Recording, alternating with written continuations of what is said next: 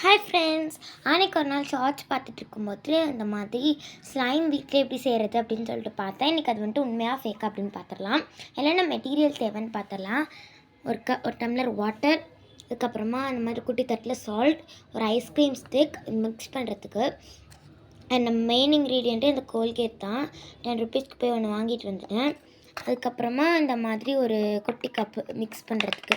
So procedure பார்த்துடலாமா? இது உண்மையாக போயான்னு தெரில, சும்மா நம்ம டெஸ்ட் பண்ணி பார்க்கலாம் வருதா இல்லையான்னு.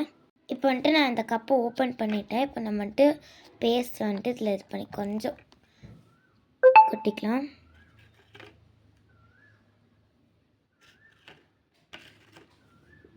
ஓகே, இப்போ இந்த மாதிரி வந்துட்டு நான் கொஞ்சம் இந்த கோல்கேட் பேஸ்ட் வந்துட்டு இந்த 3 டைம் இந்த மாதிரி பண்ணிக்கிட்டேன். இப்போ வந்துட்டு கொஞ்சம் தண்ணி ஊற்றி கலக்கணும் அப்படின்னு சொல்லிட்டு அவங்க சொல்லியிருந்தாங்க.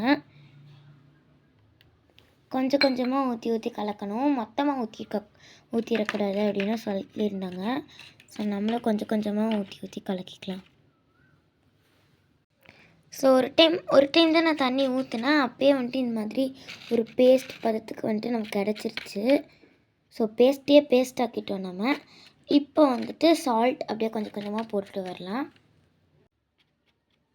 ஓகே, இப்போ வந்துட்டு சால்ட்டு போடணும். நம்ம கொஞ்சம் போட்டுக்கலாம். இது வருமா வராதான்னு சொல்லி எனக்கே தெரியல, நானே ரொம்ப ஆவலோடு இதை ட்ரை பண்ணிகிட்ருக்கேன். சால்ட்டு போட்டு அப்படியே கொஞ்சம் கொஞ்சமாக போட கொஞ்சம் கொஞ்சமாக அப்படியே கலக்கி விட்டுக்கலாம்.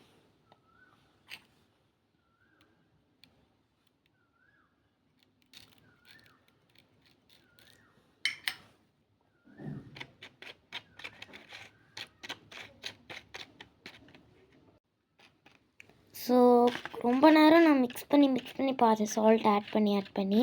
பட் எனக்கு ஒன்றும் அது வந்த மாதிரியே தெரியல. பதமே எனக்கு அந்த ஸ்லைமோட இது கிடைக்கவே இல்லை. தொட்டு காட்டுறேன் பாருங்கள், ரொம்ப ஒரு மாதிரி தண்ணி மாதிரி தான் இருக்குது. ஜூம் பண்ணி கூட காட்டுறேன் பாருங்கள், இப்படி தான் இருந்துச்சு.